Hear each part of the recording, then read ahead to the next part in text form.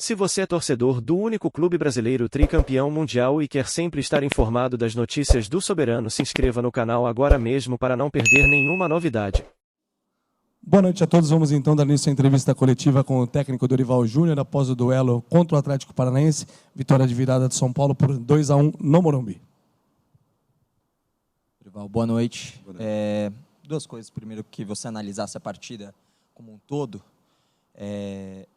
E um detalhe, no minuto 36 do primeiro tempo, eu observei você conversando bastante com o Lucas, e não notei nenhuma mudança tática do São Paulo dali para frente no final da primeira etapa. Na sequência, você volta do intervalo com duas modificações, a saída do Luan e as entradas, pegando essas duas peças principais, a saída do Luan e a entrada do Rodriguinho, que depois faz a jogada que a gente viu o que acontece. O que você fez de análise ali naquele momento que precisava ser corrigido? Foi exatamente uma mudança de jogadores, de característica, que você conseguiria passar pela defesa do Atlético? Não, não é bem isso. O que nós estávamos era precipitando os momentos que tínhamos posse de bola. Em vez de trocarmos passes com mais velocidade, tentando fazer com que existisse um balanço das linhas de marcação do Atlético, nós não fazíamos. Teimosamente, nós insistíamos com passes por dentro, onde a equipe estava muito bem postada, a equipe do Atlético, bloqueando toda e qualquer possibilidade. E quando a bola chegasse, qualquer domínio que tivéssemos que escapasse meio metro a jogada, teria um contato, e esse contato, fatalmente, a bola espirraria para um lado ou para o outro, e a maioria das vezes estava caindo nos pés da equipe do Atlético, que estava explorando muito bem esse tipo de situação. A saída dos dois jogadores não foi basicamente em cima dessa condição. Ao contrário, é que eu queria povoar um pouco mais o nosso meio, tentarmos adiantar um pouco mais, em vez de volantes, com os meias, para que iniciássemos uma marcação um pouco mais forte nos homens que estavam tendo essa iniciação do Atlético. Eu acredito que tenha dado certo, os movimentos começaram a acontecer, começamos a atacar um pouco mais a última linha adversária. Um jogo muito difícil, um jogo à base de duelos, e como nós estávamos facilitando as coisas para o Atlético, nós procuramos essa mudança para ver se, num contexto todo, talvez ganhássemos um pouco mais de posse, e com essa posse, conseguindo movimentar um pouco mais as duas linhas de marcação da equipe adversária, nós pudéssemos infiltrar nos momentos certos e adequados. Eu acho que o objetivo maior foi alcançado, viramos o jogo. Depois disso, o jogo ficou muito franco, aberto tanto para um quanto para o outro lado. Muitos erros e proporcionando jogadas perigosas. Então, não é esse tipo de jogo que nós queremos e que será tudo aquilo que nós temos trabalhado ao longo desses 2 meses. Nós precisamos ter um pouco mais essa posse e, em cima da posse, uma paciência maior para que joguemos nos momentos adequados, tanto por dentro quanto por fora, mas buscando infiltrações de uma maneira mais segura, o que não vinha acontecendo. Então, basicamente, para mim, foi isso que se passou aí nos 90 minutos. Boa noite, professor. Você teve um intervalo importante, de 10 dias, foi o maior intervalo para trabalhar, um intervalo que você, desde que chegou, não tinha tido ainda. Pelo que foi trabalhado, você acha que o São Paulo produziu aquilo que poderia produzir? Produziu aquém das expectativas? O resultado foi melhor do que o desempenho? Qual que é a sua avaliação sobre isso? Olha, pela complexidade do jogo, eu fiquei satisfeito com o que eu vi. Foi um jogo brigado, disputado, assim sempre foi e sempre será com o Atlético. Nós sempre teremos jogos desse nível, jogos tanto aqui quanto lá na Arena. Eu não tenho dúvidas que serão jogos bem complicados para as duas equipes.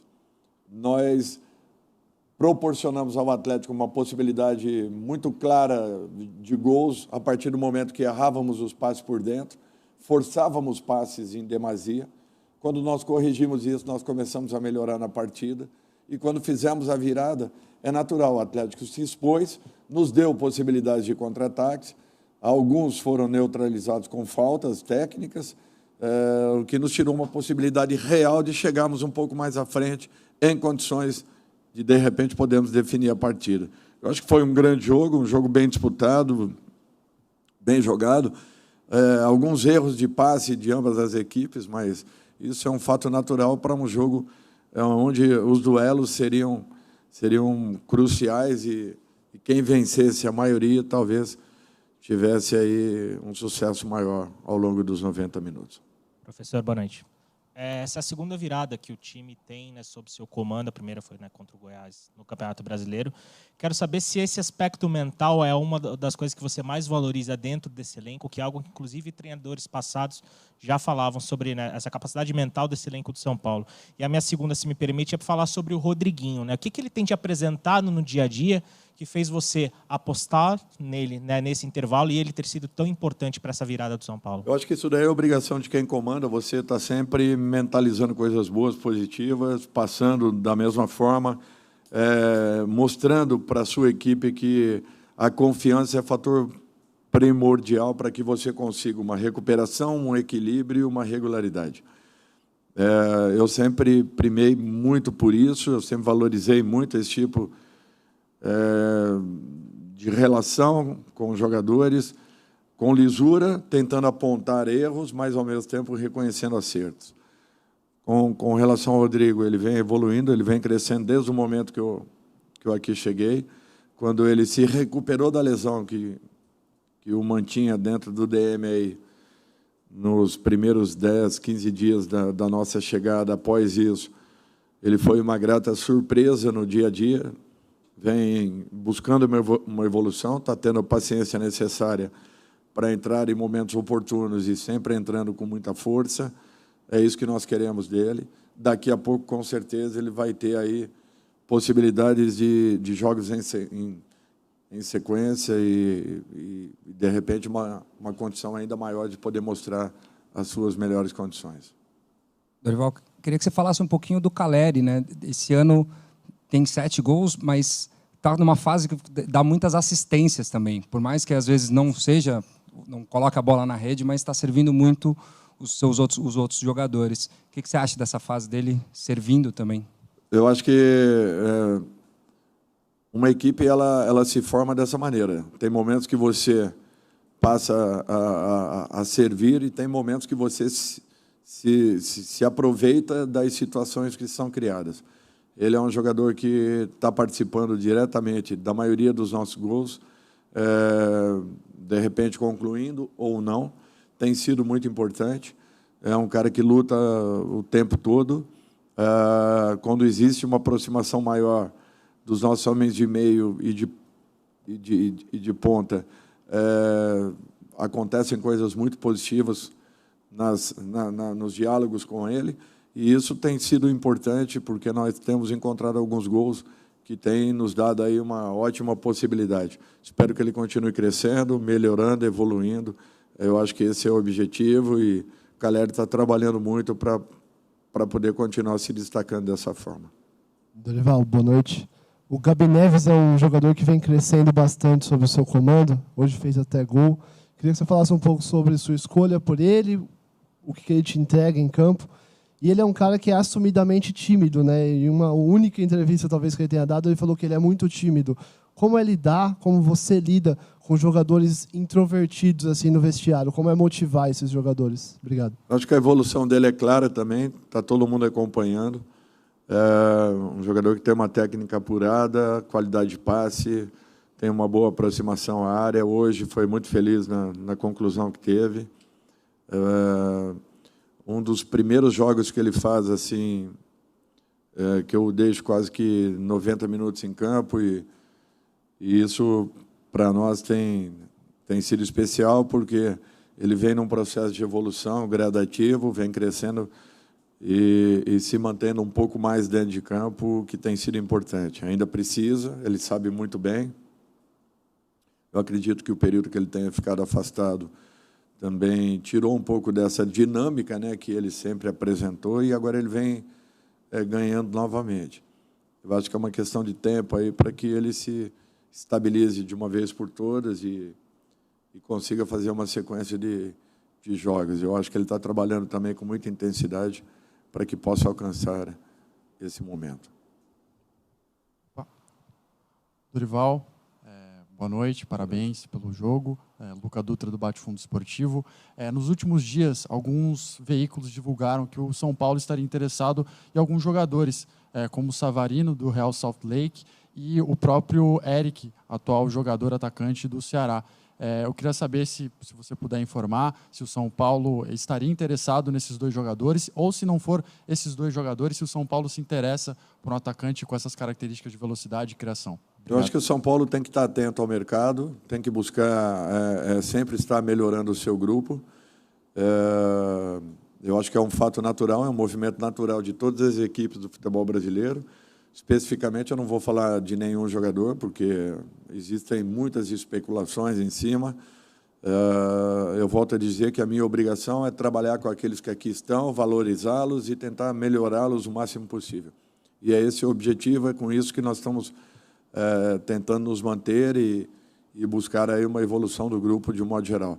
Ficamos, pela primeira vez, aí tivemos 10 dias de trabalhos, treinamentos. Eu não tenho dúvidas que foi um período muito bem aproveitado e os resultados, de repente, possam vir a acontecer a partir dessa segunda rodada para frente, onde talvez encontremos aí um maior equilíbrio e uma regularidade que volte a fazer com que a equipe tenha aquele bom início que acabou tendo na nossa chegada. Dorival, boa noite. Depois desses 10 dias de trabalho, dá para ter uma ideia melhor de em que estágio o Pato está? De repente, fazer uma previsão de estreia para ele? Eu não vou passar uma previsão para que não coloque uma pressão excessiva.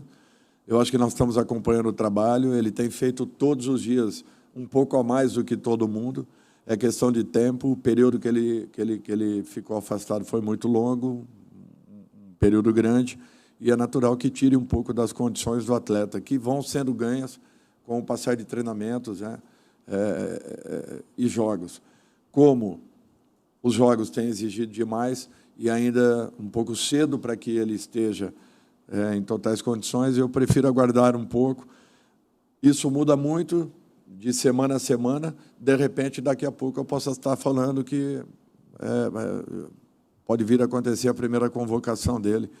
Mas eu acho que nós temos que trabalhar com cautela e não colocarmos uma pressão excessiva, darmos tempo para que ele possa buscar a sua recuperação normal. Dorival, o Esporte Espetacular está produzindo uma reportagem sobre essa situação do técnico da seleção brasileira. Estamos ouvindo alguns técnicos nessa rodada. Queria saber a sua opinião, de o que você acha de se ficar por isso mesmo, a CBF esperar um ano até um ano e meio pelo Carlo Ancelotti. Qual que é a sua opinião sobre isso? Eu acho que nós temos que ter tranquilidade, que o presidente tenha também essa mesma condição para poder definir o que for melhor para a seleção.